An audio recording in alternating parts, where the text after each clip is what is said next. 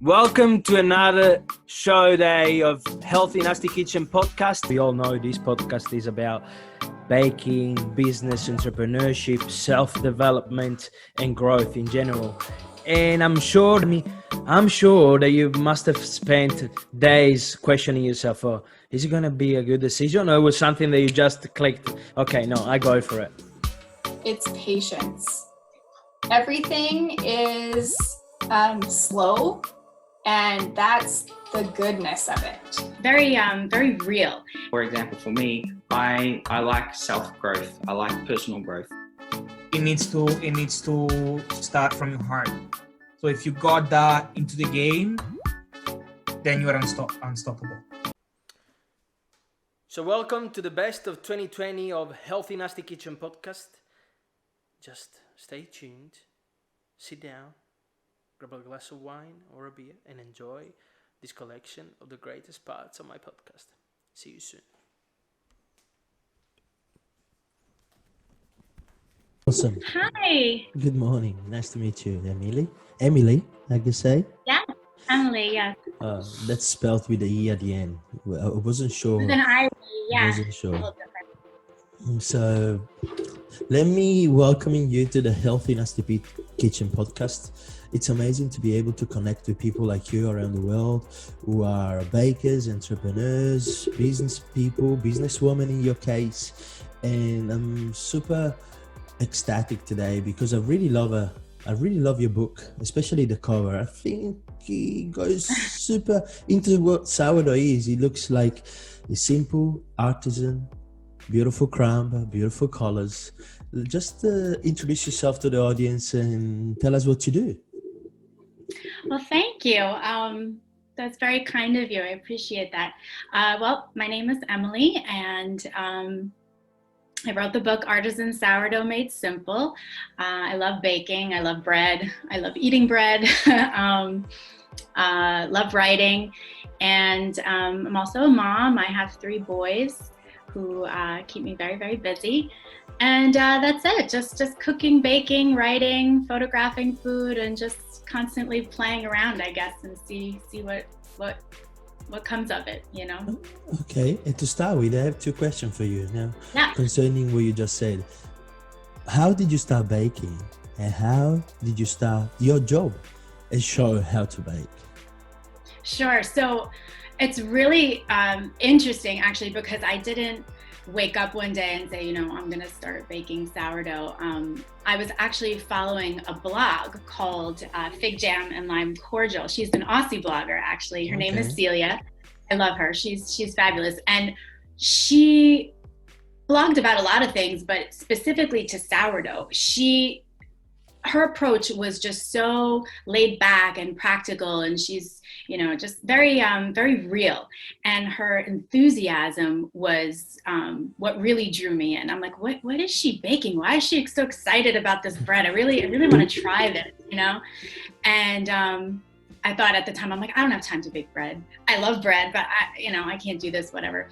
But I ended up contacting her, and I said, do you think this is something that I could do? And this, that, other thing. And she ends up sending me some of her sourdough starter.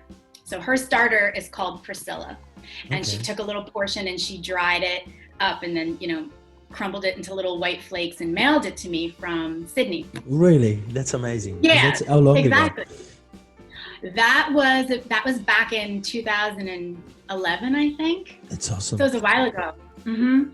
And so the starter shows up at my house. I'm like, okay, great. Now what? I gotta do this, So I just followed her directions, and it was really how she presented the information. It was just super approachable, and I was able to do it. I was able to bake a loaf, and it wasn't as hard as I thought, or whatever, or even time consuming. And that's how I got stuck into sourdough. That's what really sparked the journey, and I loved it. It was just really rewarding to eat the loaves afterwards, and just the whole process was really therapeutic. So I was hooked from that moment on. And if you give me 1 second, I have to Go for it. Go. I can't wait to see it. If you stay there, Giuseppe, you're going to have to bear in mind that this is an experimental loaf with one of my diversity blends. Well, Fantastic that you can share that with us live. You want to have a look at them? They're a little bit. Look at that. Look at those beautiful loaves. Hang on.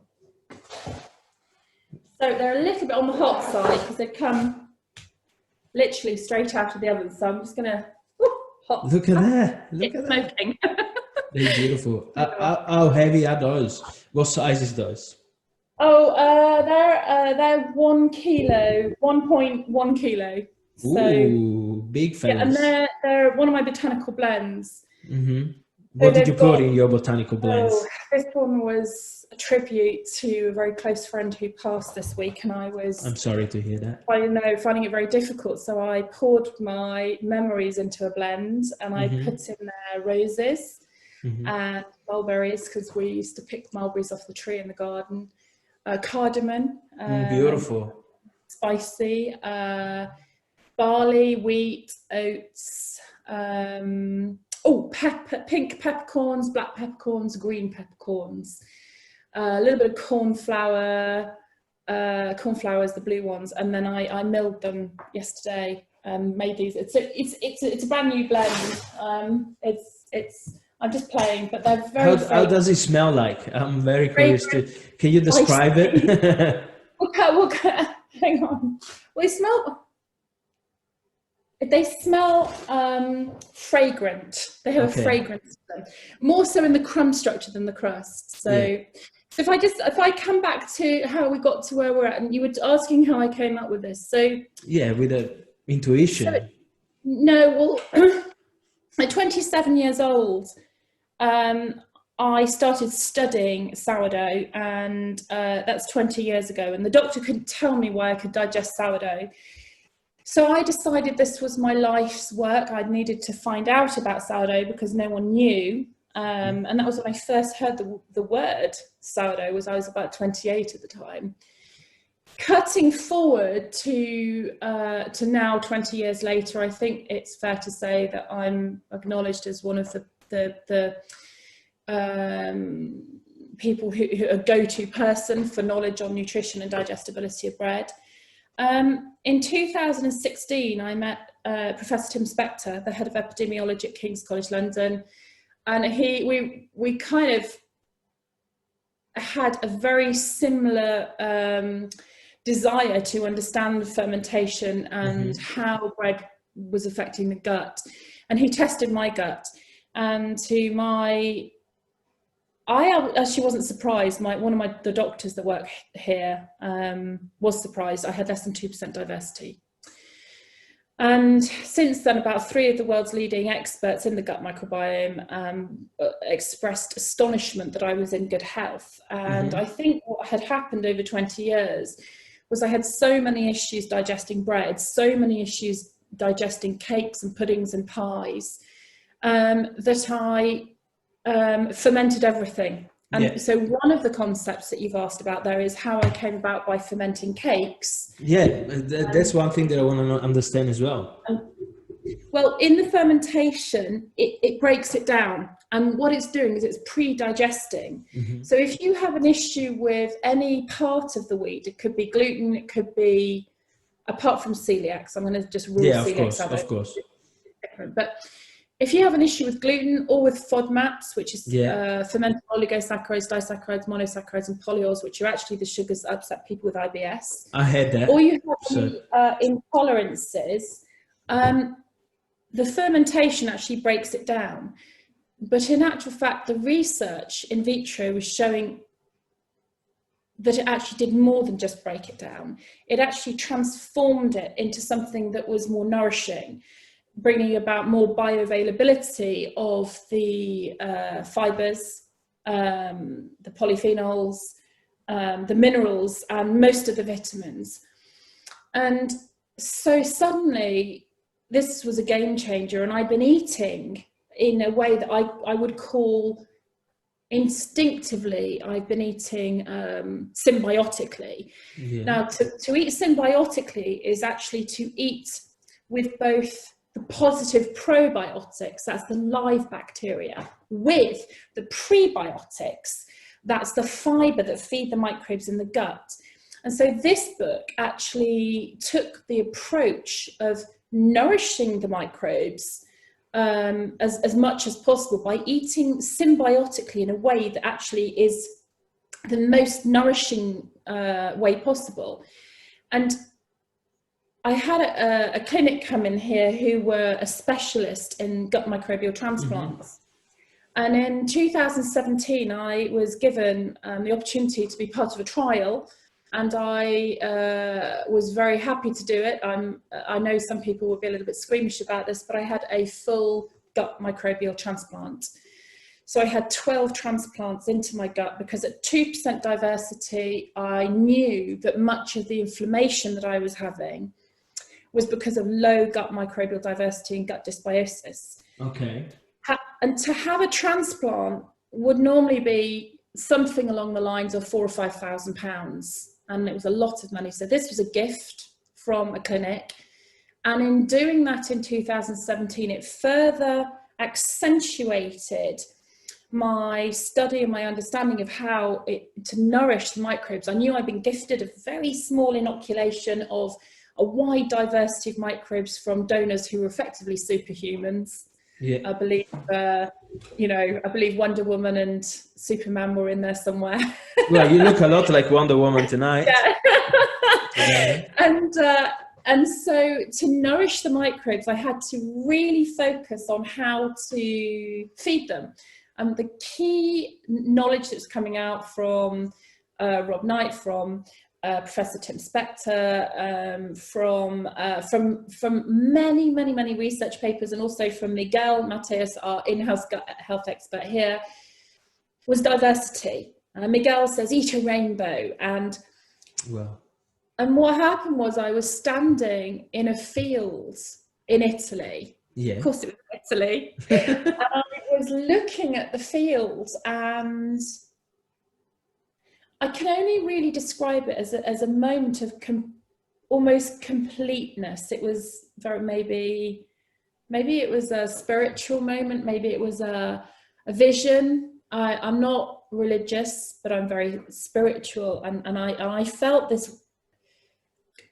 I don't want to sort of sound like a complete weirdo, but you're free to say it. Well, it was like I had a sensory overload in that moment. And the sensory, I'm dyslexic, and I think the dyslexia, I have, maybe it's an ability to see things in a different way. And I think my dyslexia is a gift. And I suddenly just saw the whole meadow. I saw everything. And it was almost as though in that moment I could sense and smell the whole world. And there was a smell of the wild oregano, and it was under my feet. And there was wild mint, and there were some butterflies flitting, and they were flitting over some wild oats. And the hedgerow it was just June, and there were flowers in the hedgerow. I knew that, we have rose hips in the hedgerow. There was diversity in the field, because it was a population weed. But there was rye and barley and oats and durum wheat, and just down from there was some very ancient olive trees. And suddenly I was like, why are we picking one?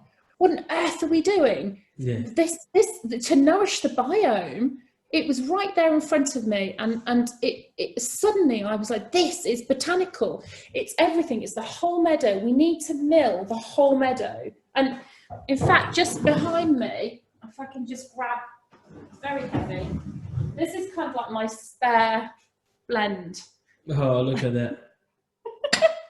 So this, I just tilt this down. Yeah. So this is actually based on that particular blend. So in here, oh my God, the smell is incredible. There's there's red onion skins, there's polyphenols in there. This is some fennel, which, to be fair, fennel. Yeah, it's royal fennel, actually. I pinched it off. Oh, look, there's some little dried wild strawberries. Oh my goodness! Yeah, I can see them. They're really fragrant. There's some wild oregano flowers in here, look. And we call these botanical blends.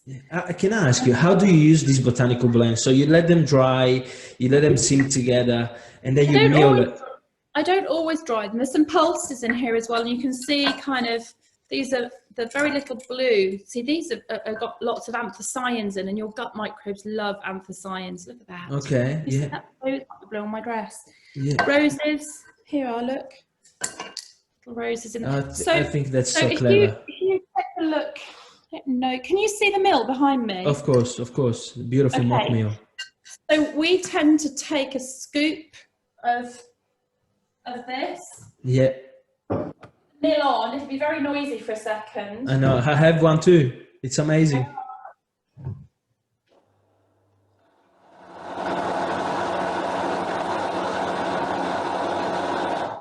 So what you get then? Do you sieve it? Is there a sieve? Yes, there's a sieve in here. So as you sieve, you get the flour and then you pass it again. I won't spend the afternoon doing it, but if you can see, Do you put that back into the? it goes back into the mill. Beautiful. So the nice thing is with this is that you can actually very much decide on the fineness of your bread and the flour. So you can create various different grists with it. I like something called kibble, which is then you rough millet. Okay. And kibble is kind of like your first pass. And then you can set a little bit of that aside and soak it, which gives a nutty kind of texture to the bread. But I think more importantly, actually, again, it slows down the rate of assimilation of the carbohydrates by having whole grains in there. Yes. So it's a very interesting way of approaching baking. So what do you grow? Yeah, so we are mainly potato farmers. Okay. So we start our harvest next week for the year, actually. Do you need help? I can come with my children. Always. The more help, the better. Of course. But we grow things like beetroot and turnips and Swedes. Oh, I love turnips. Radishes. So a lot of the soup vegetables. Yeah. And carrots. We've grown carrots for a long time as well. Amazing. So, and how do you? When it's actually the seeding season, when do you need to put them in the ground? How does that work? What's the perfect season to put them in? Is it roughly the same for roots vegetables? They all vary slightly. We're really lucky here in South Australia. It's one of the few places in the world you can plant a seed or a seedling 12 months of the year and it's going to come up. Okay, no matter when. Really, honestly, it doesn't matter. There are some plants which only will grow in springtime and some which prefer winter and whatnot. But in terms of conditions, South Australia is fantastic. But for instance, potatoes, we like to harvest our potatoes starting about now, going through to about Christmas time. So we just before summer. So we put them in the ground. We plant them sort of mid-May to early June, and they're ready now. They are. So if you want to give secrets to the audience about, I plant potatoes at home, but it's just my own little facility. And I only get 2 potatoes out of the plant. What's the secret to get a bit more yields out of it? Do you need to I've heard that you need to put soil around the plant, and is that true? Yeah, well, the deeper you plant them, you'll sort of get a little bit more out of them because they have more room to grow. A potato is a stem vegetable, not a root vegetable. Okay. So it grows its root and the potato grows off the root. Okay. So the more room there is for that root to expand down, and out wide, the more it will produce from there. Also, potatoes love nitrogen. So as much nitrogen as you can give them, they'll love it, especially early on. So if the plant is healthy and the leaf, the potato will grow really well. Okay. So it's good that I have chickens. They produce lots of nitrogen. Perfect. I'm going to put lots of it. For now, I just put tomatoes and cucumbers. My cucumbers are struggling. I don't know. My tomatoes are blooming, and the cucumbers are dying. I have no idea why. Yeah, I can't tell you exactly why. No, that's okay. My family's growing cucumbers. It's okay. You need to tell them to start. That's right. Go out and play them some music, maybe. Yeah, probably I should cuddle them more. And when did you start baking? You said roughly 1 or 2 years ago? No, I started baking around 10 years ago. Okay, in general. So I used to bake a lot of yeasted breads. My grandparents, they would love bread, and even my wife's grandparents. So I would love to make bread and then take them a loaf each, sort of on my way to work in the mornings and whatnot. So my friends, I would love if they would come over and I would be able to share with them some bread. Just to interrupt you, how rewarding is to share? Yeah, without a doubt. There's nothing more rewarding. The little admiration they have for you. Look, he's made bread. Yeah. It's for us and we can have it straight away. It's unbelievable. Fantastic. I love it. Yeah. And there's nothing better than going to somebody's house and, and they appreciate what you've done for them and you've made them just a simple bread. So yeah, just old school. Yeah, without a doubt. It always works. And there's something else. Is it? I guess your background is Italian by Correct, your last name. Okay, yep. So is your wife's background also Italian? Yes, she is. Okay, so it's bread is part of your culture. Without a doubt. Mine, yeah. So I remember as a child, always growing up, there was always bread on the table, and before we'd start eating, you'd eat half a loaf of bread before you'd even had your meal. Yeah, are your parents first generation or second generation here? Both my parents are first generation Australian. So okay, so they moved. Okay. No, they were born here. Okay, so your grandparents were Italian. Correct. Yeah. Okay. Yeah. So. Did they bake? Did your grandma baked? My nonna, my grandmother on my mum's side, she did enjoy baking. Not a great deal, but she did enjoy to bake, and it's probably the first time that I experienced. Homemade bread was when she would make it. And it was always, as a child, we spent a lot of time there. Of course. It was always fantastic at that time. Well, I have to say, my grandfather was a baker, but I never met him. Of course, I carry his name, as you probably know. I've told that a few times. But my grandma probably used to bake once every 3 months, not that much. Yeah. My dad used to bake taralli. You know the taralli? I love taralli. Yeah, with the strutto, which is pig fat, and almonds and black pepper. Because I'm from the south of Italy, Napoli. Yes. Not me, but my dad and my grandma. I'm from the north. I was born in Trieste when my dad moved up north.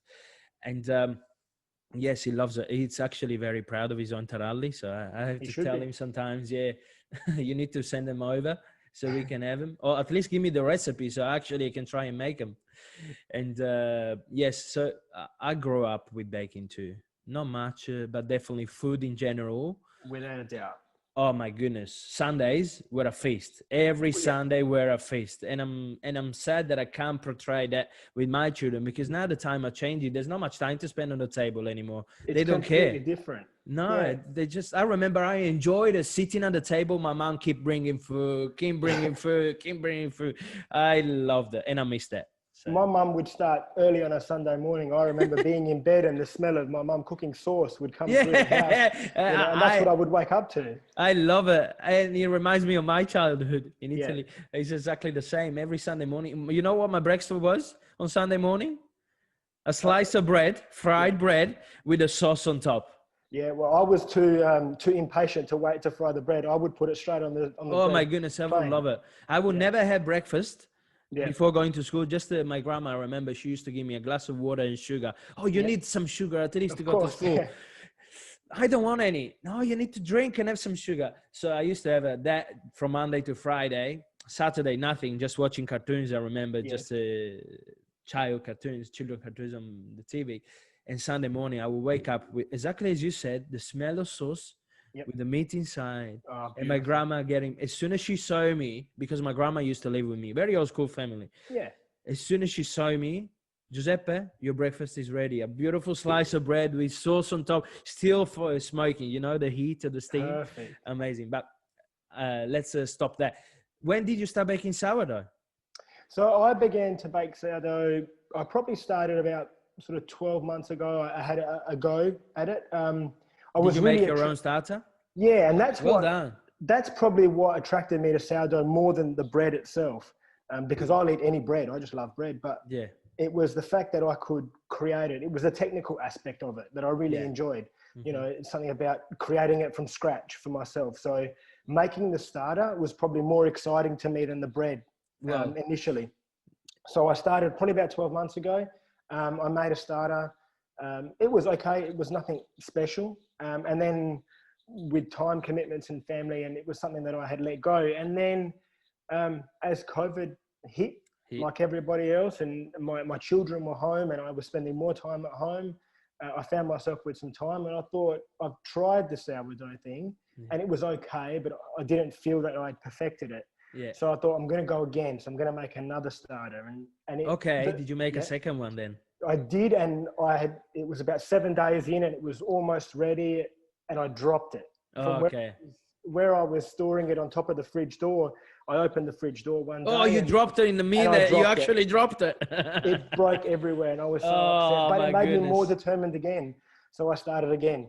You know, I cleaned the mess and I started again. I made another starter, and within 7 days, this one, it worked beautiful. So I've still got that starter.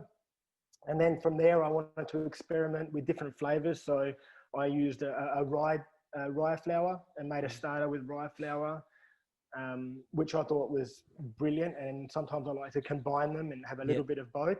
And then I wanted one with a whole grain flour. So I made another starter with whole grain flour. I really enjoy to use semolina. Sorry to interrupt you. Yeah.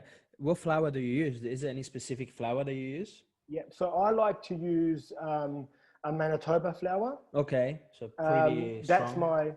a really strong. It's 14% protein. Mm-hmm. That's my main bread flour that I like to use. I really like the flavor of it as well. It's a nice strong flavor. And then, so that's what I do with that one. With my rye flour, I like to use a dark rye. I think. Oh, beautiful. Yeah. Any brand in particular? With the rye flour? No, I buy a organic rye. It's from the Adelaide Central Market. Okay. I get it in there. I believe it may be a Lukey brand. But they sell it in whole, so I don't know. 12.5 kilo bags. No, you have to scoop it out yourself. Oh, okay. So awesome. Yeah. That's amazing. I normally buy sort of 3 or 4 kilos at a time and go from there. Yeah. Yeah. So that's lovely. Did you use any resource to implement your skills, or did you watch any videos, any TV programs, or what have you done to start? I mean, you can't start from nowhere. No. So I had this idea to make a sourdough starter and go from there. And like everybody, I get on the internet and I start to research. And I think after 3 or 4 days of researching, it was confusing almost. There was so much information out there, and there was so much.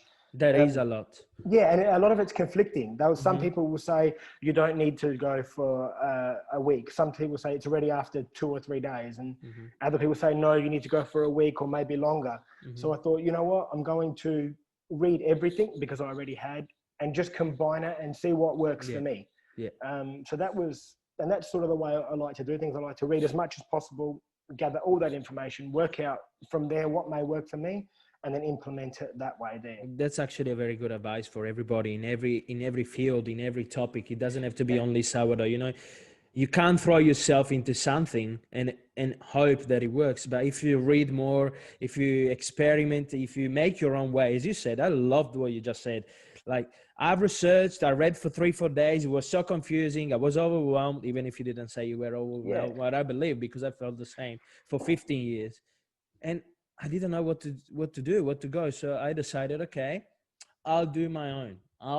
I have the knowledge now. I have acquired the knowledge, no experience, which is different, but I can put that in place. And that's an amazing advice in general.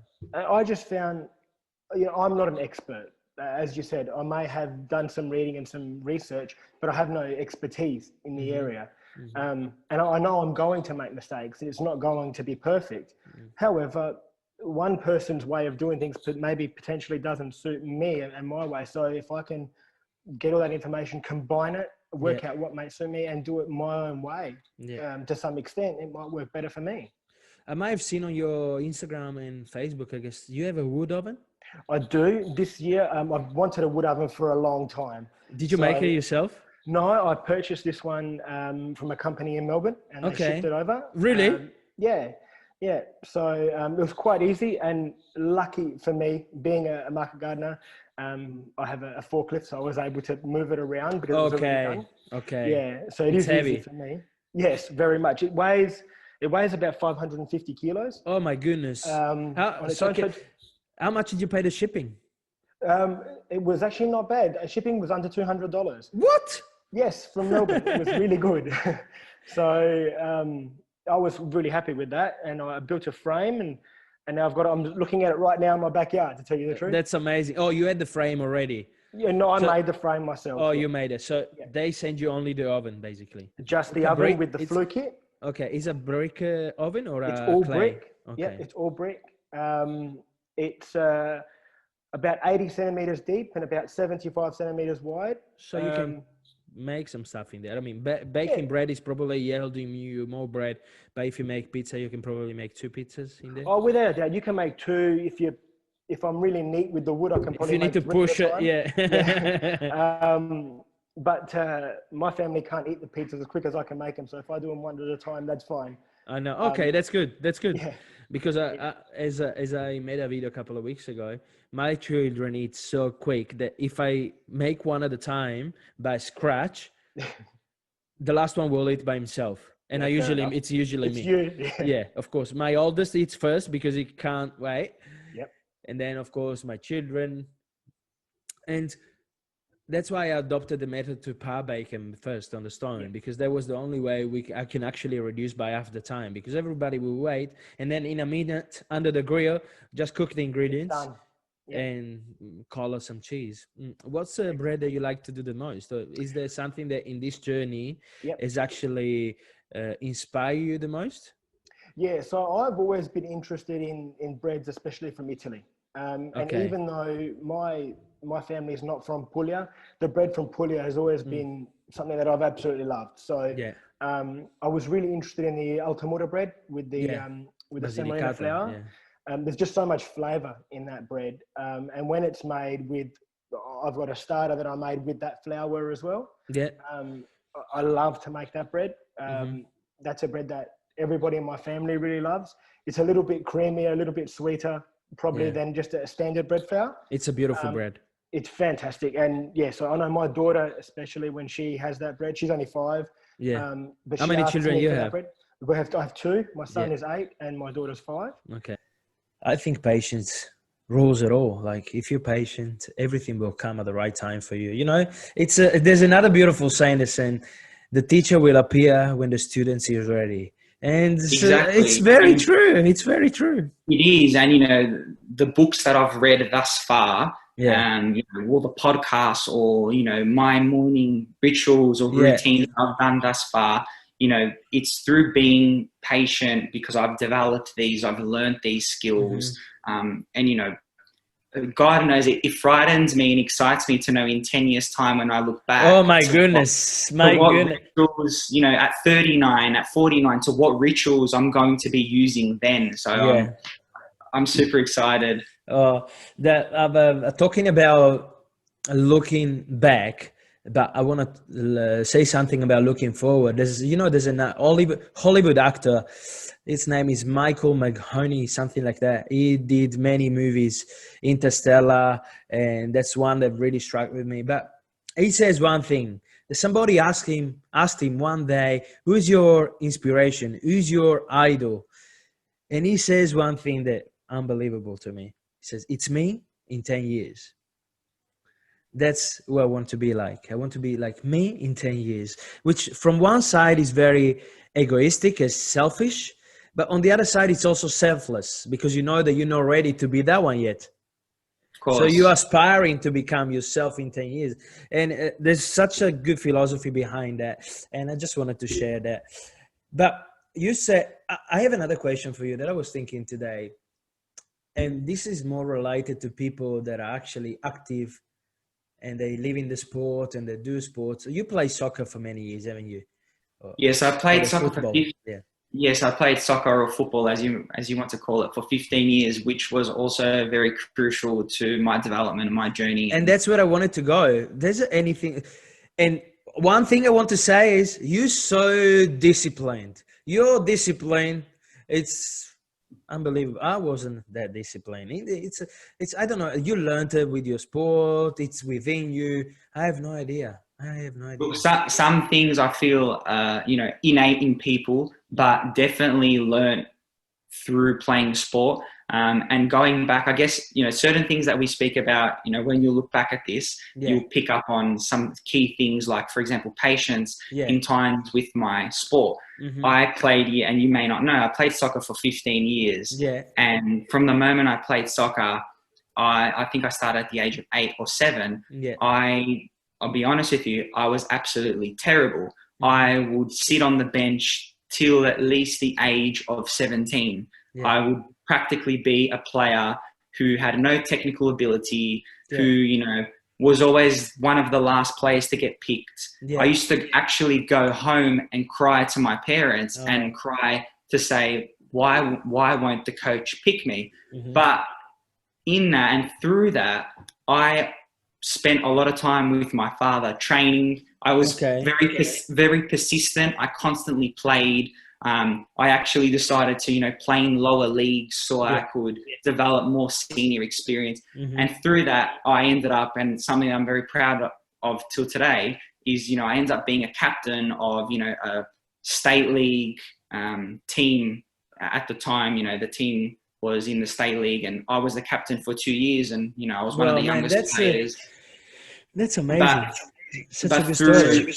Yeah, and I developed so much through being the captain, leading players, giving prep talks. And that really, when I reflect on that, that's really something that I'm very proud of because that patience got me to that point. I stuck to it and I know many players to today who, were a lot better, just to give you an example, who were a lot better at me at those younger ages. However, now, at the time of when I decided to stop playing, they no longer played. Yeah. And I had really excelled because I really wanted to, be patient and work on my skills of whatever reason it was. Yeah. A question for you. Do you consider yourself resilient as well for these reasons?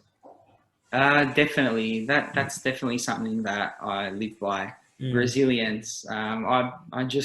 My outlook on things is, I just don't stop. If I really want something, I'll try. And it wasn't the fact of, I didn't become a professional soccer player or, whatever it was, but, I was resilient to keep trying, to keep pushing. And it's honestly taught me so much to today through, that journey of my sporting career. Unbelievable. So share a bit of the resources that you're using now, but I think there's a difference between the resources like podcast, books and stuff, video, YouTube that you use when you are a teenager, early 20 years old, and now that you're almost 30. So just to share with the audience, what have been the steps that got to the resources that you're using today? Yeah, well, I'll be completely honest with you. From where I started and from where I am now, resources and, podcasts and books that I've read are very different. Mm-hmm. Coming through the ages of, when I was 18, 19, I'll be honest with you, I wasn't, doing the practices that I am now or reading the books I am now. I actually didn't really like reading because I never thought I was very good at reading. Mm-hmm. So, when I first started, from early ages of 20, I would listen to books or, listen to podcasts. I chose not to read. But then I learnt and, developed the courage and confidence to say, it's time to start reading because, I didn't like reading at school. Mm-hmm. And something I didn't really like. I didn't like school in general. So, through that, then I developed the podcast. I read books. I've always been interested in books in self-development. Yeah, such as? So I mentioned a few to you. One of the books that was a real pivot point for me was Winging It by Emma Isaac. I never heard that. I highly recommend it. So the book's called Winging It by Emma Isaac, and it's about, saying yes to things and just going with the flow, going with, if a new opportunity presents, just go with it. If you haven't prepared for it, just wing it. Just take the chance and, whatever comes for it, it's based on our perception. Yes, of course. Even if you are afraid.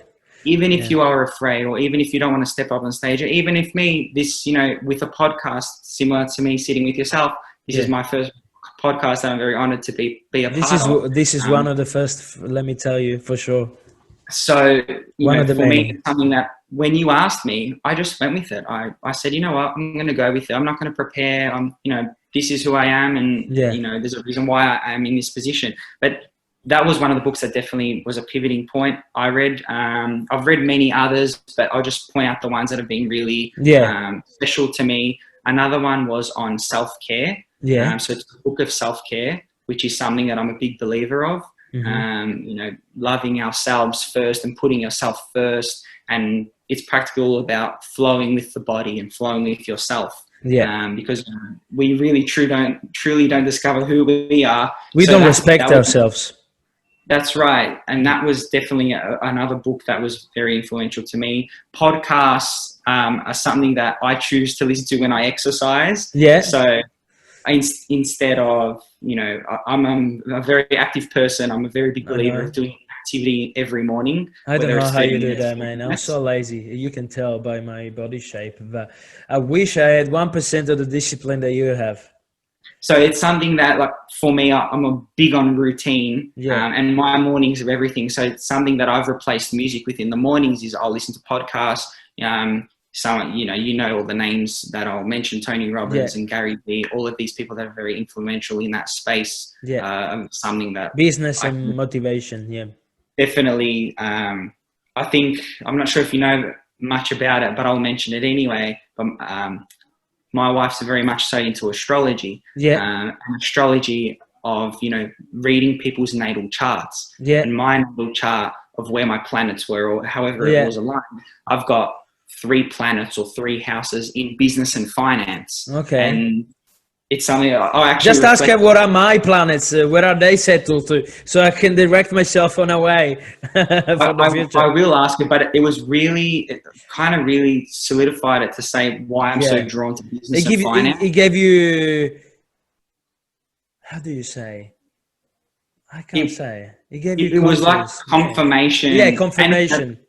And for me, by all means, as I said, I've changed my mind so many times. Whether I change my mind moving forward, that's completely fine. But it's something that I'm very drawn to and very passionate about in terms of that business and finance sector. So there's some podcasts I listen to, and, obviously other practices that I do, or now that I do, and I've developed over the years. Just to tell us, go with us through your day from when you wake up. If you feel like comfortable to share your routine with the people. Of course, most definitely.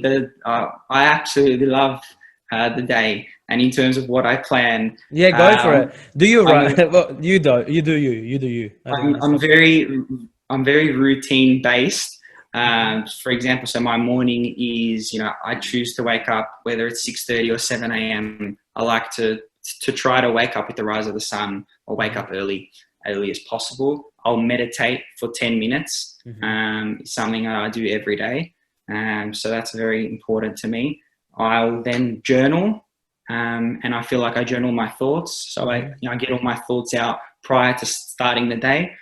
So I start my mind after a meditation on a very clear level, express my thoughts, or, things that I want to do that day, or things that are in my mind, and something that I release. So sorry to interrupt you. So they're not always task-based?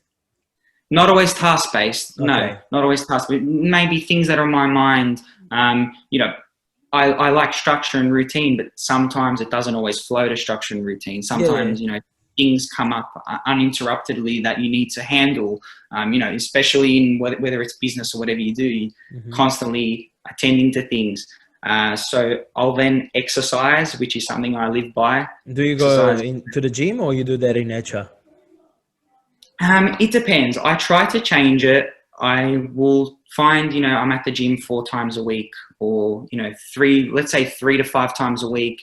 And the other days I'll try maybe go for a run, or whether it's a walk at the beach. However, I feel, in terms of releasing endorphins, and even within myself, if I start the day with exercise, even some days I don't want to get up, whether it's winter, whether it's cold, but I choose to get up, because it sets the tone for the day. For me, I know that I'm able to perform at a much higher level by me exercising in the morning, and that's something that works for me. But by all means, what works for me may not work for someone else. So you have to find what routine works for you. That's something that I've discovered. There's no winning formula. I feel like we're always seeking the winning formula, whether it's business, whether it's health and nutrition, whether it's how to, whatever it is, gain, bigger muscles, for example. Of course. It has to be tailored to you. And that's something this is the routine that I find is tailored to me, because I've tried many different ones. I've tried adding different things to it to some degree, and this is the one that works for me. So I'll exercise, and then obviously from that point, I'll have a very nutritious breakfast. Yeah. Which food and nutrition is very important to me, as you know, because, I'm a big believer is what we fuel our bodies, what we exert. So I try to fuel it with goodness, whether it's, smoothies and so forth. That's something that is very important. And then I'll start my day going into business. I'm going into the business, and so on. Practically, business will consume. How do you wind down at the end of the day? Business will consume 3/4 of the day, and then generally to go home, I generally wind down. I'm a big believer of when I arrive home, I like to disconnect. I like to disconnect from the business, and I enter home. Then it's my space to spend with my wife, space to spend with the family. So try to disconnect and not infuse it. So that's your sacred space, and it's your sacred space for a reason. So I choose to unwind by spending time with the family, having dinner, and just relax prior to going to sleep. So yes, go on. Yeah, I just want to go into a bit of actuality now. During COVID and stuff. How are you there? How are you living this time in Sorrento? Based on this pandemic that we're experiencing. Yes, of course. Look, as I mentioned before, it depends on your perception, but for me, it's been one of the most positive things, or one of the greatest things that's happened to me personally, and even to the family. Obviously, business-wise, no, of course. However, through what's happened, we've learned a different sector of the business. But going back to why it's been a great thing that's happened to me and the family is because we've really been able to spend time with one another. We've been able to discover ourselves, more importantly, through doing hobbies or through doing things that we never knew we enjoyed doing. Really working on those relationships, whether it's relationships with a loved one or with its family or peers that we generally wouldn't, develop or wouldn't spend time on because we're so engrossed and focused on, our daily operations. And sometimes we lose that. So in some degree, it's been real positive. And even another one to touch on business, it's been great also, for example, I've learned through interviews. I never used to, once upon a time, do interviews on Zoom chat. It's something that was very foreign to me. It was always face-to-face. And not to say face-to-face isn't important, but it's something that I realized that, through video chat and through technology, I'm able to engage on an interview. So, and it can be a successful interview, which I've had happen. So that's been something that's been amazing. And did it affect a lot the business? Look, in general, not yours, but in general, what are the voices around? Because of course, I'm not in Victoria, so I don't know. I can tell you that in South Australia, it's been affecting a few businesses, but it didn't touch my business. My business thrived, for example. Yes, look, in terms of business, it definitely has affected Victoria. I mean, there'll be 40-50% businesses that don't reopen. It's frightening to see. But the positive thing has been is we've been fortunate that with our business, we've had to pivot. And I think that's something that's very important in business as well. Based on your circumstances, whatever it is, you pivot. And, whether it's pivoting and, you move to selling a new product, pre-packed meals, for example, still within the hospitality sector. So pre-packed meals, we've switched to a delivery service. So it's something that we had to pivot the whole business in order to stay in the game, in order to stay within the area of Sorrento and provide that service. and it's something that we've done successfully. Has it been challenging? Yes, it has been challenging, but it's something that, as I said, you develop a new aspect of business. You learn a new side of takeaway service, for example. So overall, it has been challenging, but depending how you look at it, we're fortunate that we're still operating and operating with an incredible team. But based on what's happened and the events we've endured, we've been able to learn new aspects and pivot in a successful way. How did you find the motivation? How did you find the courage? Because that's courage, that having the balls to jump from a safe place like being an employee and having a full-time job and being paid every week with no risk of losing your rent or your house or the trust of your family, to owning and starting a new career in a completely different field, which is basically what you love. That's a very good question. So, even when it goes all the way back to my childhood, and I always was a very personable person. And the first time I actually sold something, it was when I was 7 years old. And so my father, he still works for the city, and picking up garbage and driving the garbage truck. And so he always had the opportunity to find things,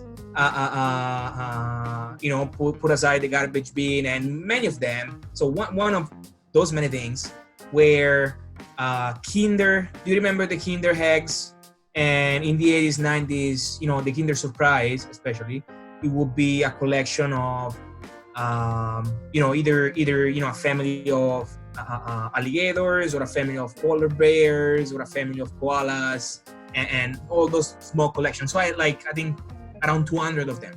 So it was summertime. I was 7 years old, and I used to have this wooden table, right? And the table was essentially made with each wooden let's call it like stick, each wooden stick. So I would set up the table on the street, and I would put each collection organized on each wooden stick, right? And lining up. And I would stop cars coming on the street, and literally stopping them. 7 years old, I would be on the street. I would just jump in front of the guy and be like, hey, I gotta talk to you. So I go there and talk to the person. And then what's fun is that after a few times that I didn't know what to say to them, right? That I had the courage to talk to them, but I didn't know exactly what to say to them to sell those collections. So I realized, they're coming, there are young people coming in, and there are older people coming in. So how can I talk to them? I can't say the same thing to them because they have a different experience, right? They're living in a different moment right now. So how can I do that? So for example, if I get a younger person, then my selling proposition would be, hey, do you have a nephew? Do you have somebody that has kids, like a friend or something? Do you? Oh yeah, great. Why don't you do a nice gesture to them, and you bring some toys over to their place tonight and give them as a gift? And they only cost one lira each, right? 1,000 lira each. So that's what I do. If it was an older lady, then I would be, hey, do you have any nephews?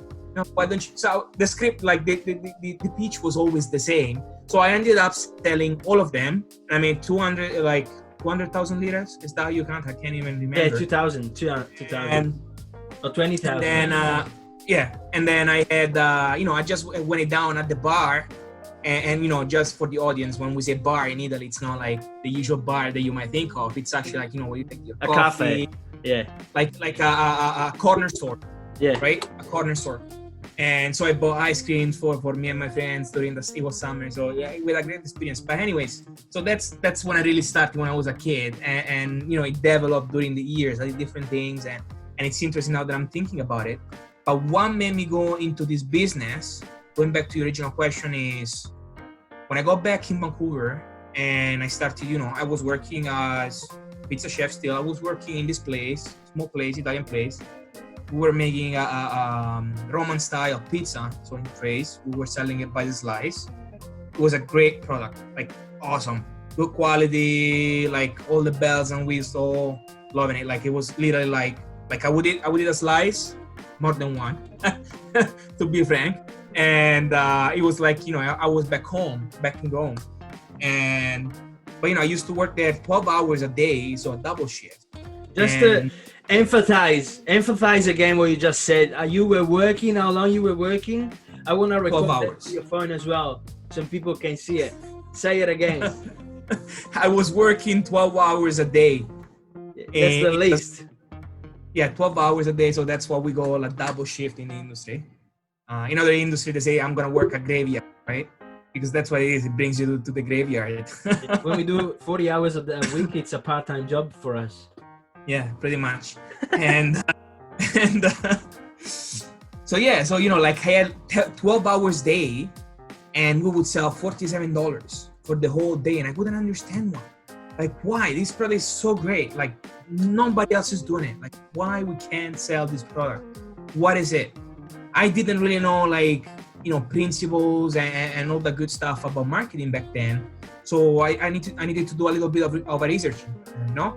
And so anyways, the place ended up selling. So the business owner, bought the place for $300,000. He bought it for that price. He bought it for $300,000. Yeah. And to a Chinese entrepreneur for $150,000, including all the machinery inside. So he also lost what he spent on the machinery. And the only reason why he failed the business, it is because lack of marketing. And that's when I had this epiphany, and I said to myself, okay, you know what? Like, I think I can do something about it. Like, it sucks to see a business fail, like firsthand. Not even as a business owner, right? I wasn't a business owner, but like even as a employee, right? I didn't lose my job because the guy had different locations, so it was only one location. So, but I still sucked because it wasn't fair. You know what I mean?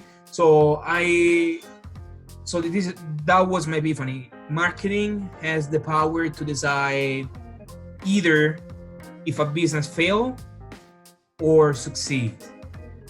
So either, and that's what got me saying, okay, you know what, Carlo, I think you can make a difference in the market space.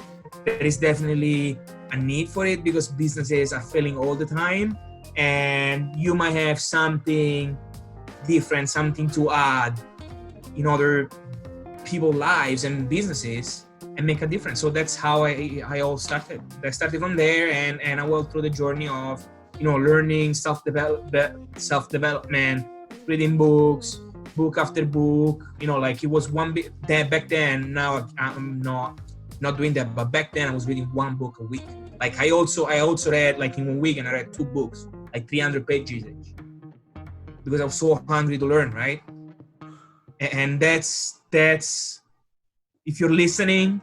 So I know, Joe, I love to talk about this stuff. Like I could talk about it for days, but I think I need to drop this value bomb right here, right now. Yeah, go for it. The three only reasons why we fail in business, in life, number 1, lack of clarity. So if you know somebody that might know the answer, do not feel ashamed to ask them for help. Ask a crap ton of questions.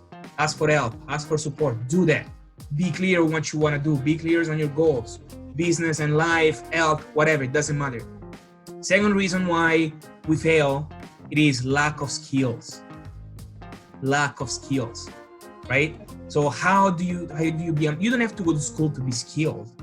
Like there are so many great mentors out there, either, you know, physical or even like pick a book. That's how you learn from even from a dead mentor. That's how they bring their legacy on, writing books, right? Like when you read what they're writing, you're like putting yourself into their shoes, into their mindset, right? Into their mind, in the way that they thought, their thought process. So you can learn a lot. And so the way that I do like to learn and go about business in life is, if you're having a challenge right now, right? Whatever that might be, there is a principle that's called solve for X, which means X is your problem. So, okay, how can you avoid the problem? Is it productivity? Okay, go online, go on Google and write down top mastery books for productivity, right? Start to talk to, productivity podcast, productivity YouTube channels, productivity blogs, and dive into it, right? Learn. And that's how you solve the problem, lack of skill. And that's number 2. Number 3 is the most critical of it. You can do number 1, you can do number 2, but if you don't do number 3, you're screwed. So the number 3 is lack of proper execution. You gotta get shit done. And there are 2 core principles that I like to always use is proper prior preparation prevents poor performance. Yeah. So what that means is do your due diligence, think about what you gotta do next, be prepared, and perform well. But that does not mean that, because that there is a line that you can cross, right? So that might be too much of it and too little. So you need to find balance between that. So the second core value that I like to use attached to the principle is progress, not perfection. Totally agree. Not perfection. Like totally agree. I'm a perfectionist. So like when you work into the hospitality industry, you gotta be like on top of your game, man, because you need to prepare yourself every single day. You gotta make, Joe, you gotta make your to-do list like the day before for the next day, even to save like half hour, an hour of your prep time. And you know that you've got reservation, you know that you've got 50, 100, 200 people coming that night. And you're like, it might even be a one-man show. So how like you gotta be freaking organized. Otherwise they're gonna kill you, man. You're gonna be you need to be organized. That's totally right. Right? So proper preparation, but progress, not perfection. So sometimes if you get swamped in the kitchen and if you're 1-2 person, sometimes, yes, you can be perfectionist.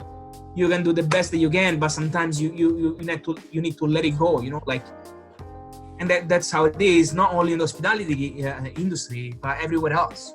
Because at the end of the day, everybody's a human being, right? Everybody has his own flaws, and we we need to be tough on ourselves, but not to the point that we're gonna like beat us up to death. Sometimes we need to learn how to let go of things, right? Well, yeah, totally. I just wanted to say that.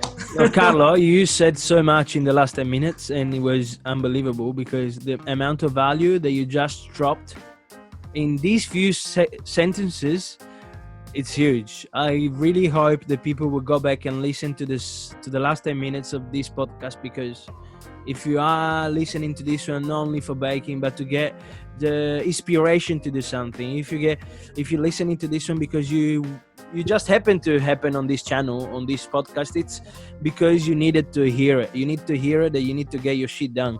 You need to work hard, you need to learn, you need to increase your skills, as Carlos said, because unfortunately it's very simple. We spend 20, 30 years into a career and we think we learned everything, but we're just at the beginning.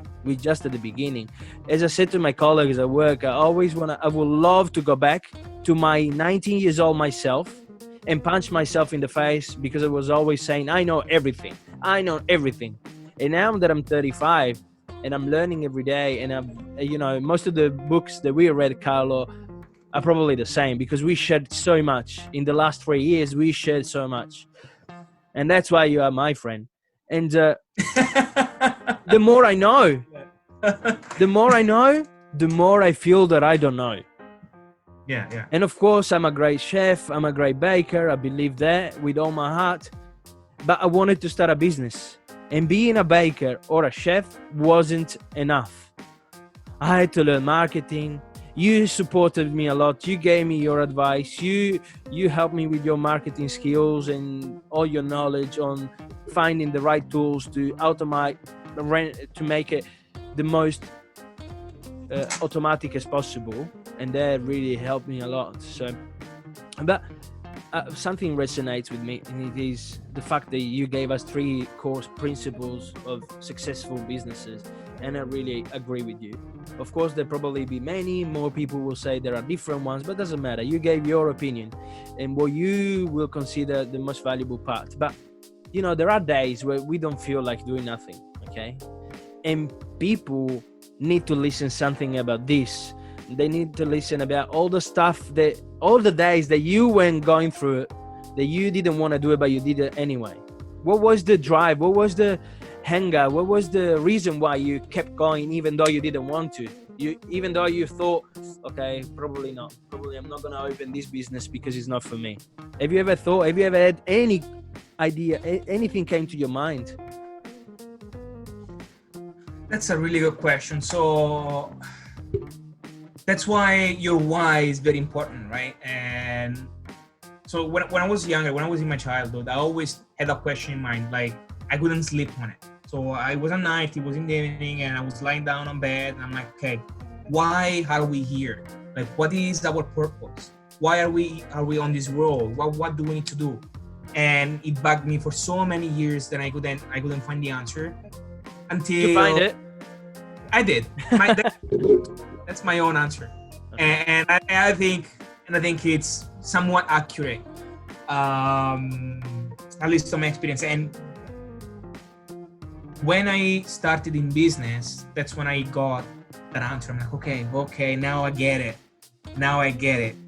You know, like in the world, there is a supply and demand, right? Of course. Somebody gives wants something. it. Wants it. So if you look around you, like, doesn't matter where you are, doesn't matter what you do, it doesn't matter what you're doing, just look around yourself right now, right? And like, do this exercise, look around yourself, and you can see the purpose of life in front of you 24/7, every single second. So, for example, if I come to Joe and I say, hey, Joe, I'm thirsty, can I have a glass of water, please? Guess what Joe does? Joe is gonna say, yes, of course, it is. So that's the actual purpose of life. It's helping other people. No matter what kind of request it is, no matter what kind of need it is. And that's how businesses are built upon it. So regardless if you're getting paid or not paid, the purpose of life is actually helping other people. So for instance, you're in the business of having a restaurant, right? If you're a restaurateur, you're helping people to be fed. Now, there is a degree, right? There is a degree, somebody just does it for the money, or somebody else, does it because he or she loves to feed other people, and maybe they have some other program going to feed the homeless, or whatever the case may be, right? But the essence of it, when you boil it down, that's what the purpose of life is, helping other people out and make a difference in this world and leave a legacy, rather if, no matter how big it is, right? Everybody's own, like for what, because everybody has different ambitions, right? So my ambitions might be smaller or bigger than yours. Yeah. It might make me happier or less happier than you. Mm-hmm. But then again, when it boils down to helping other people. And that's the purpose of life. That's my take on it. Yes, I agree. There's one friend of mine, a dear friend to my heart, that says the only thing that belongs to us is our body, nothing else. 100%. When this person said that on a video that I watched, I was in tears. Like, it blew my mind. It's such a simple philosophy sentence, quote, that would be so meaningful. It was really true. The only thing that belongs to us is our body. Whatever else we do, whatever else we have, which is material or no material, it's nothing. We can't carry with it. We have a soul, we have a spirit. We need to feed that one with the most that we can, for sure. But to answer one of my questions before, how did you go through the bad times when you didn't want to do things? Did you ever had them? Because, some people are very drive and they never had those times. But I honestly have to say that I had few months in the last 3-4 years that I said, nah, not few months, few moments that the thought comes to my mind, why am I doing this? Why am I doing this? I thought that making a business was easier. Definitely. I really thought that making a business was easier. But I found that it's hard, rewarding, time-consuming, and tiring. But any of these words that I just said make me feel alive. Like the song says, everything that they want to make you die makes you feel alive. It's very true. It is very true. It is very true. And the best way that I can put it that I'm thinking about it is that whatever you're doing, it needs to start from your heart. So if you got that into the game, then you are unstoppable. And it cannot, like, you know, one of the most cliches or myths out there is that, oh, you need to, you know, build a business on your passion. Yes, but passion is not the point zero, right? Because in my experience, and for things that I've read and I've learned, is that you first, because, you know, like a lot of people say, okay, how do I know what my passion is? You don't have a passion right now. Like, you might have an interest towards something, and then once you practice it, once you master it, that you feel like you reach out to a glass ceiling, right? To a point that you can't, like, it's very difficult to go over, and you keep repeating and repeating. Right. The same. Yeah. Like, why do you keep repeating? Why, you know, from a point of view, it might be even boring, but why do you keep doing it? Because you love it. It now became your passion. It now became part of your life, right? Why you're baking every single day, Joe? Because you love it. I love it, man. Love it. But you didn't know that you love baking. No, I thought that I loved cooking. You're like, oh my, okay, see? And you're like, okay, what? Like, I have some interest in baking. You know, that person did it. It looks cool. I want to experience how it feels. I want to try to test it, right? Yeah. Then you go into that, and day by day, your love grow, right? Your love grows. Grows. And yeah, so if you have that, then even everybody's gonna have shitty days, okay? Like, it's a roller coaster. Like, everybody has his own, like, there are different techniques that you have. So somebody, you know, for example, whenever they are at the happiest, they will read something, a quote, or maybe a piece of a book, or maybe listen to a certain music, or even a certain playlist. So, for example, whenever they are, let me slow down. I'm talking too fast.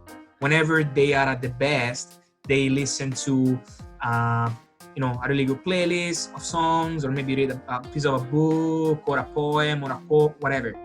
Then when they feel at the lowest, they go back to what they were listening when they were at the top game, right?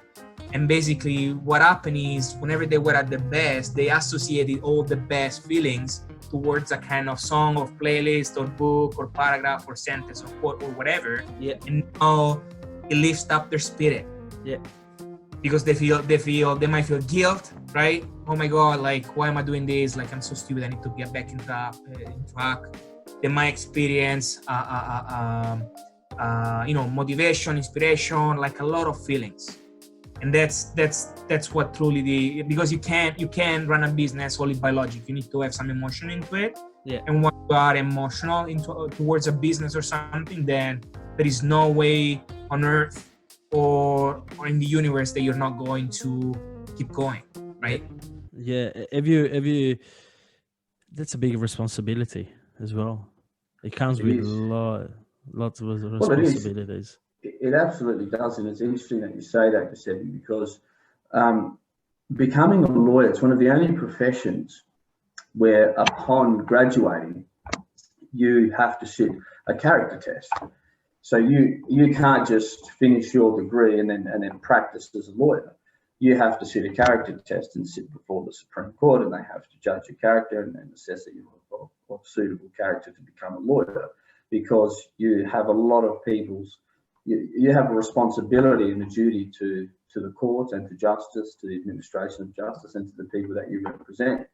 So it's very stringent in that respect. There's most other degrees you finish your degree and you do your work placement and you get a job, but you have to be legally registered as a lawyer. You have to be able to practice, and you have to be deemed to be of suitable character. So it definitely comes with great responsibility, absolutely. Yeah. How long is it going to take you from the day that you start at uni to become a lawyer until the day that you'll be able to practice? How long is that time frame of study? Well, for me, Giuseppe, it will be 6 years, because I've done some of my degree part-time and I've also done a double degree. So a straight law degree is 4 years here in Adelaide, at the University of Adelaide. A straight law degree is 4 years. If you do a double degree with something else, which I do a degree in law and media, it's 5 years, but that's if you're doing it full time. And most of my degree I've done full time, but some of it is going to be part time. So that's why for me it'll be 6 years. So it's very onerous. So you're basically gonna finish your university having 2 degrees. Is that right? That's correct, yeah. I'll have a degree in law and media, correct. Oh, so you have one already. So this one is your second one there. Well, I've done them simultaneously, and and the way it works is my media degree is actually finished. So I'm just finishing off the remainder of my law degree, which is all that's left. Well, I remember when I used to study, and I still remember when I study now. Whatever I'm studying, it's hard.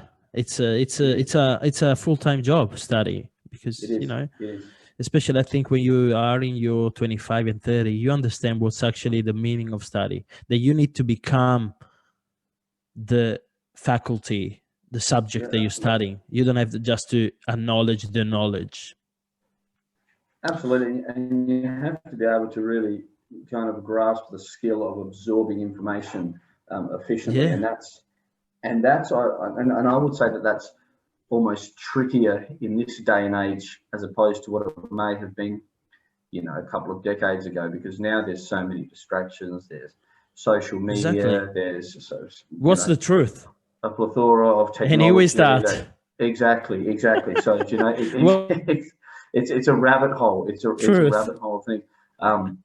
So it's a skill to be able to just kind of sit and focus, which is basically the philosophy of meditation, really, to be able to focus and calm your mind and be in the present. And that if you can manage that, you're going to be a very good student, and you're probably good at anything that you turn your mind to if you can just focus solely on what's in front of you. But it's not as easy as many people would think, just in general, in a general sense. Of course. Oh no, it's not easy at all. It usually takes you 10 years to become a professional in any field. Absolutely. So imagine that. Exactly. It's hard. But of course, your body, as I said previously, your body shows consistency, discipline, and resilience. But how have you become such a gym passionate? That's something. It was something that have you always been an athlete? Have you always competed with yourself? How does that relate in your life? Yeah, absolutely. It's a good question, because I think for most of my life, especially as a child growing up, I was very into sport, very into fitness. I was an avid soccer player for many years of my youth, and then I guess I kind of went through a little bit of in my young adolescence, I kind of went through a bit of a phase of lack of physical activity. Would be the best way to describe it. But it's always been a passion in the back of my mind to always be active. I've always, the two things I've really had an interest in, probably ever since I was a kid, was martial arts and also like bodybuilding. Did you do martial arts? I did boxing for about 3 years. I never competed. Yeah. I was getting close to that stage. I wanted to compete. I trained at an amazing gym with amazing people, but however, and this is how I transitioned more into weights training, is I had a bad calf injury, which really prevented me doing some of the staple exercises you would do as a boxer, things like skipping, of course, everything, like running. You're on your toes. You need to be able to. Exactly. People don't know. If you never do boxing, you'll never understand it. Exactly. It's one of those things. Once you do it, you'll understand the importance of your calf muscles. Yeah.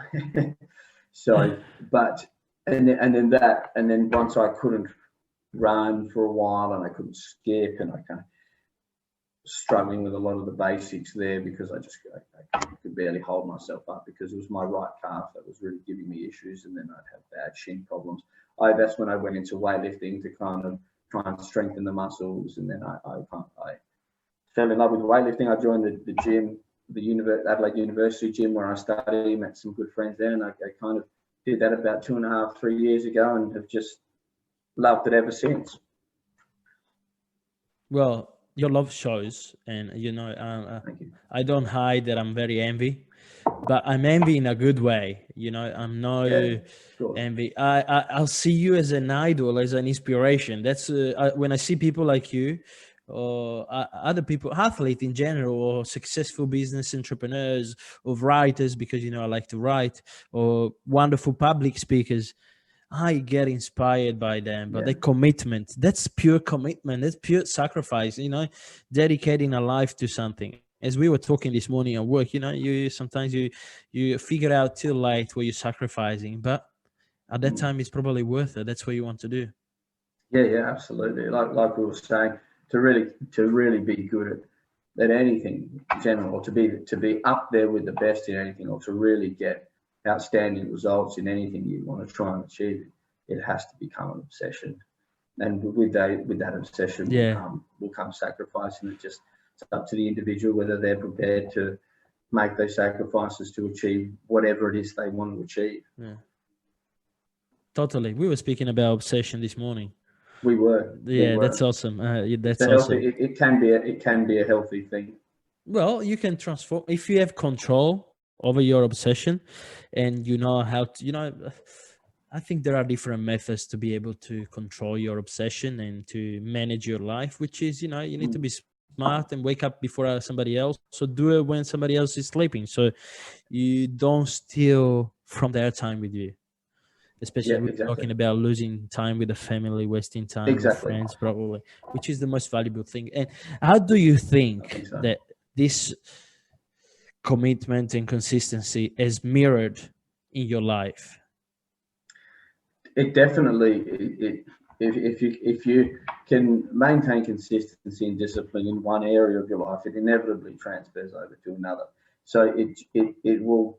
So for example, when you develop habits that create discipline in one arena, say going to the gym, getting up early, doing all that stuff to improve your body, etc. What that then means is that when you come into another area of life, you know how to switch that on, so you can pay attention to what you need to do, so you can get done what needs to be done, because you haven't fallen prey to that trap of sitting on the couch and flicking on the TV and grabbing a bag of chips or something like that and just thinking, I'll put it off till tomorrow. Once you get disciplined, especially in physical exercise, you become a lot more mentally stronger. And so if you want to, no matter how much temptation there is to sit on the couch, you develop that strength to, even if you get to the point where you sit on the couch, you get back up and keep moving and do what needs to be done and focus on what you need to do. So it definitely transfers over into other areas of your life, without a doubt. You can use that as a method, I completely agree with what you're saying. Once you understand that there is a concept behind everything, that's how you should live your life, whatever is your goal. And it's easy for me to speak, Well, I mean, you're up bright and early every morning, and that's a discipline in itself, and that's amazing. Well, yes, indeed. A lot of people can't do that. It's very, There's I remember watching something with Floyd Mayweather, one of the greatest boxers of all time, and someone said, what's the hardest thing about your training? He said, the hardest thing is getting out of my comfy bed at 5 a.m. in the morning. Oh man! So it's not. It's a struggle. It's not something, but it's worth it. When I was writing my first book, because I was a chef at that time, so I didn't have any extra time. Like, you go home, you need to make dinner if you have time at night. You need to spend time with your family. So the only time I had was after they went to sleep, or before I went to work. So I don't deprive them from my time, daddy time, husband time. And I remember I used to put the alarm at 3:30 in the morning, go for a quick run, because at the time was running, and going back, have a shower, a cup of coffee or something to eat, and writing. And it was 4:30. So it's an amazing, and that's an amazing discipline. Oh man! But he made me write a book of not too long, 100 pages. But I never written a book before, and English is my second language as well. That's a significant achievement to start a book and finish it. There's only a handful of people. Yeah, in 8 months. So I was very proud. Yeah. And how long did it take you to get to the level that you are now physically? I've been lifting weights at the gym now consistently for about 3 years. That's it? Yeah, about three years. But I came into it. I came into it from a fairly good standpoint. You were fit. I was quite fit, so I was very, very thin, but I was very lean and fit because I'd been boxing for some time. So I was very, very fit. Okay, so you started boxing first, and then you went into the lifting. That's correct. Yeah, a couple of years after boxing, I started the weightlifting. Yeah. And you grow your muscle with boxing too. You do, yes. You do grow muscle, but you also lose a lot of fat. When I started boxing, I hadn't done any exercise for a while, and I lost a lot of weight fairly dramatically. Just the way my body reacts to kind of the high intensity cardio. So you do develop a good physique and a strong foundation. That's definitely a very strong core as well. And how do you get through the uncomfortable time? Like when you are out of your comfort zone? I remember when I did boxing for 6 months, and my coach won a European light weather European champion for 3 years and world champion once. And I remember he was training for his fight in a month away, and he was training by himself, and then he would come and train ourselves. And I remember my shoulder were burning every session. How did you go through it? How did you give it up? Yeah, it's amazing you say that, because I remember when I very first started boxing, it was a totally different physical experience. I just would associate the gym with pain. I was never ever so sore in my life like the first couple of weeks. It was so bad. It was just unbelievable. I was thinking, why am I doing this? It was just so sore. But eventually, if you have an idea in your mind of something you want to do, because I did when I started, I thought, I'd like to compete in amateur boxing and see how I go. So I had that idea in my mind. And when you have a reason for doing something, I've always found, if you have a good reason that you want to do it, but most importantly, you want to do it for yourself, and it's something that you've thought of on your own back, and something that you're passionate about, not trying to impress someone else or live someone else's passion. That can get you through any obstacle or any amount of pain. As I recently told you a couple of days ago, I've decided to run a marathon. And I can't wait to see it. And I've been running now for 3 days in a row, and today I was struggling. Like I was waiting all day to go for a run, and then I had to wait until the right time. I made dinner for the children, and then I was struggling, man. It was tough. Like yesterday was wonderful, easy run, and today I was struggling, and I felt, this is only 3Ks. 42. But I don't give up. I'm already thinking tomorrow morning I'm gonna wake up at 3 and I'm gonna go for a run. Well, I mean that's the thing. Any amount training for a marathon or competing in a marathon, it's no easy feat. Do you know what I mean? It's no easy feat. It takes training. It's not something you can just decide, I'm going to do it tomorrow. You have to prepare for it. It's that's 42 kilometers of running. You're probably going to be running for a good 4.5 hours, not stop. That's a long time to run. And your body's going to start screaming at you, and it's going to start saying, stop, I'm in pain, I want to eat, blah, and that's what I'm hearing. Be burning so many calories, and your body's just going to go, crazy. It's going to try and get you to stop. I couldn't believe it. The phone now tracks all the steps that you do. And after my run today I spent over 2,000 calories. I couldn't believe it. Just by working and running.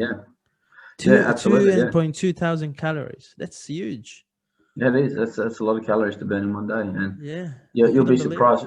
You'll when you do your marathon, you'll probably burn. Just from your marathon, you'll probably burn 3,000 calories. I probably need to take a week of holiday for that. Oh, take a week of holidays and pizzas. You'll be sore the next day. But, the thing is like I said, I had a cousin who competed, who ran in a marathon. I also had a cousin who was a professional triathlete. He was really good. He ran in the Hawaiian Ironman, which you have to qualify for. And it's the most elite athletes in the world. So he was, and he trained 36 hours a week. That's a full-time job. Yeah, he was one of the best triathletes in Australia at one point.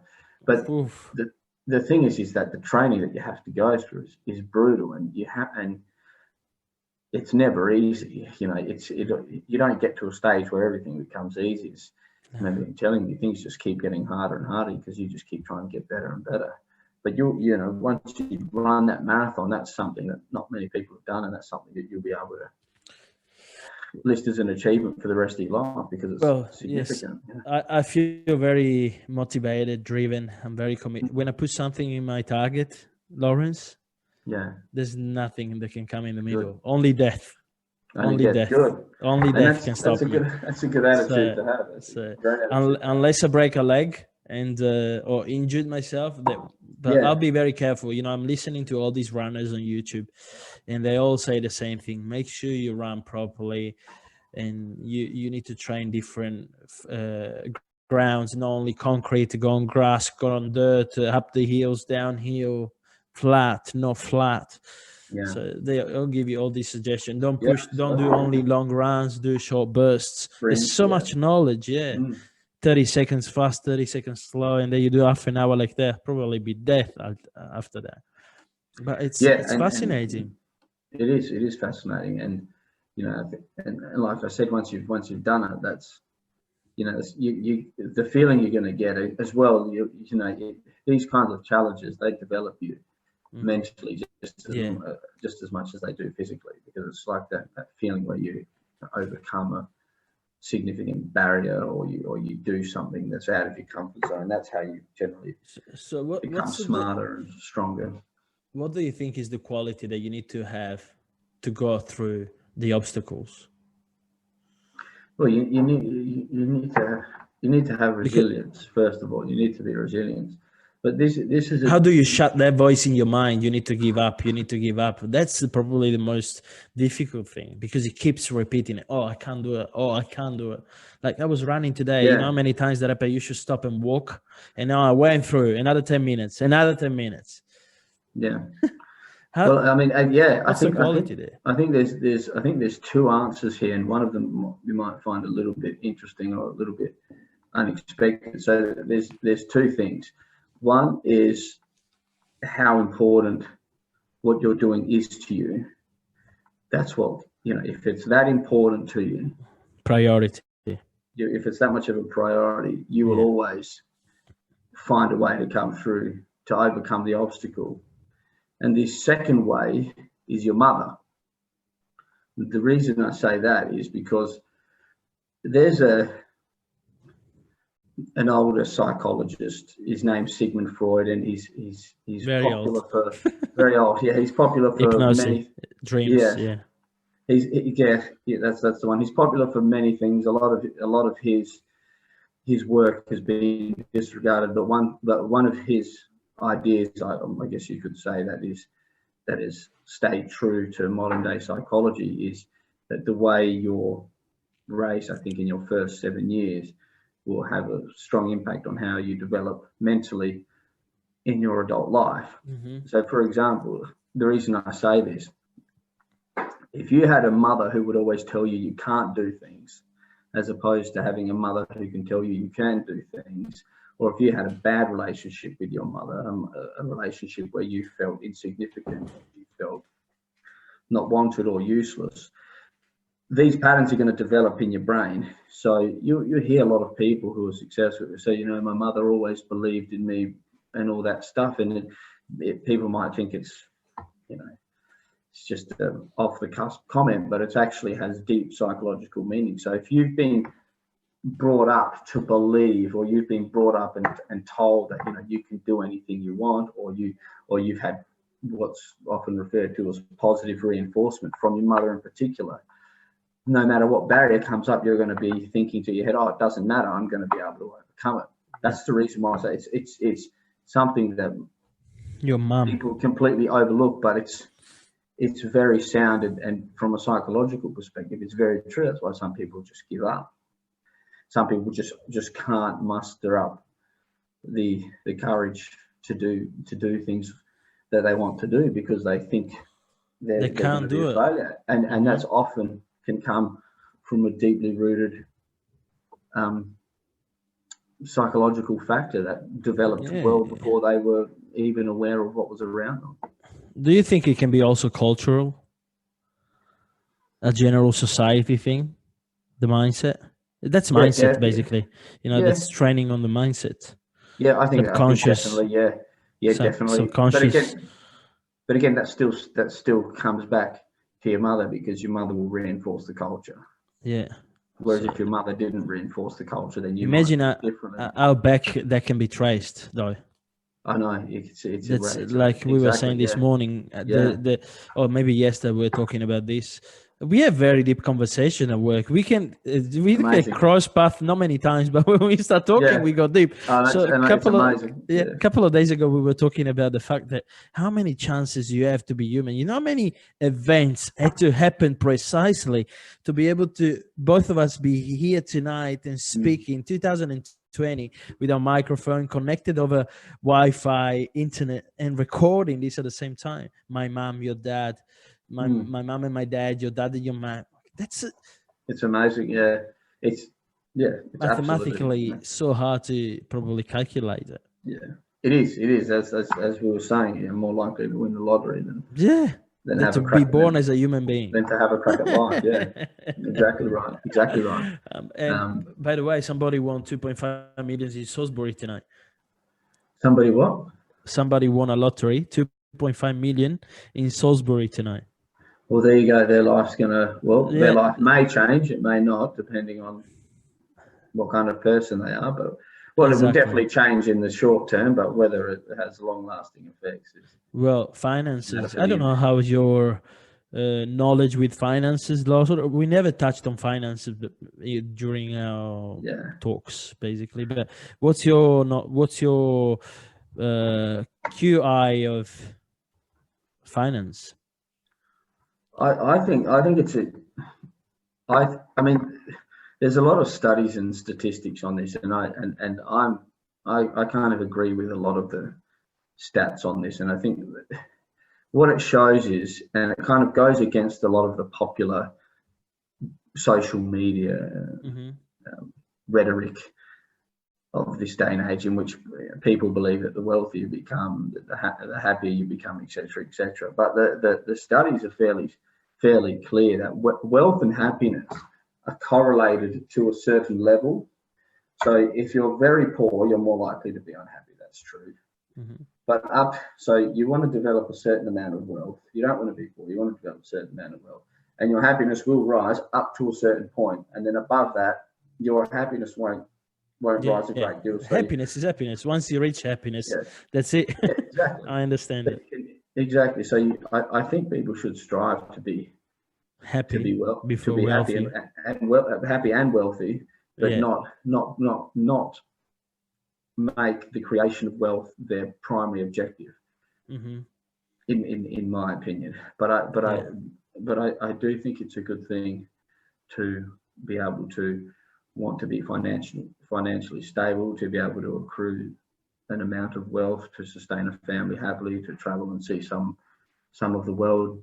But I think a lot of people these days equate wealth with decency of character, and I think the more money you have, the more people will respect you. And I think it's you think? I don't think I think so. Well, I noticed a lot. If you're a jerk, nobody respects you anyway. So no matter if you have 2 billion in the bank account. That's true. People will get to know it. People will get to know it. That's true, I guess, to an extent. But I mean, if you let's look at it practically from a hospitality perspective. If you've got a customer coming in who's a billionaire, or you've got one of your regular customers coming in who still spends money and who's a good customer, who's not an annoying customer, who enjoys your service and is by all means contributing to your business. And if a billionaire comes in, how do you think most people are going to react? Who do you think they're going to kind of they will definitely direct their attention to the billionaire, 100%. But only if they know he's a billionaire. Exactly. Only if they know. Exactly. If they know he's a billionaire and they know nothing else about him, nothing about his character, right? Just the fact that he's a billionaire, they'll be drawn to him based on the fact that he has a certain amount of wealth. Oh, that's very true. That's actually a very good example. Yeah. So